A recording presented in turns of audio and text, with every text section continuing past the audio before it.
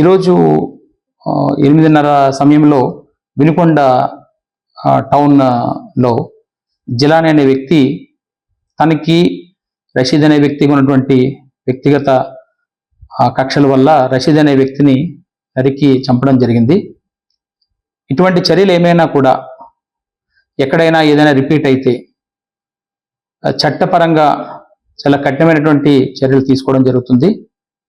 ఎవరైనా వీటిని ఎక్కడైనా ప్రోత్సహించినా కూడా వాళ్ళు కూడా చట్టపరంగా తీసుకునే చర్యలకి బాధ్యులవుతారు. రేపు పట్టణంలో కూడా ప్రజలందరికీ కూడా ఈ విషయాన్ని తెలియజేస్తున్నాము. అందరూ సంయమనం పాటించాలి. ఎటువంటి నేర చరిత్ర ఇకపై కనబడినా కూడా అది ఉపేక్షించడం జరగదు.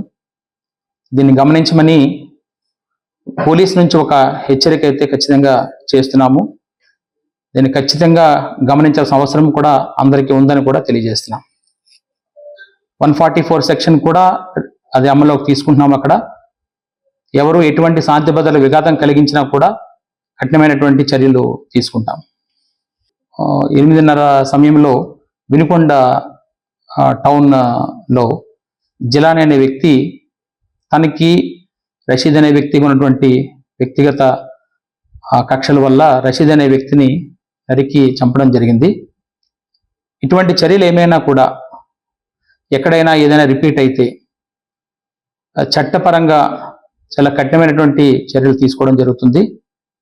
ఎవరైనా వీటిని ఎక్కడైనా ప్రోత్సహించినా కూడా వాళ్ళు కూడా చట్టపరంగా తీసుకునే చర్యలకి బాధ్యులవుతారు. రేపు పట్టణంలో కూడా ప్రజలందరికీ కూడా ఈ విషయాన్ని తెలియజేస్తున్నాము. అందరూ సంయమనం పాటించాలి. ఎటువంటి నేర చరిత్ర ఇకపై కనబడినా కూడా అది ఉపేక్షించడం జరగదు. దీన్ని గమనించమని పోలీస్ నుంచి ఒక హెచ్చరిక అయితే ఖచ్చితంగా చేస్తున్నాము. దీన్ని ఖచ్చితంగా గమనించాల్సిన అవసరం కూడా అందరికీ ఉందని కూడా తెలియజేస్తున్నాం. 144 సెక్షన్ కూడా అది అమల్లోకి తీసుకుంటున్నాం. అక్కడ ఎవరు ఎటువంటి శాంతి భద్రతల విఘాతం కలిగించినా కూడా కఠినమైనటువంటి చర్యలు తీసుకుంటాం.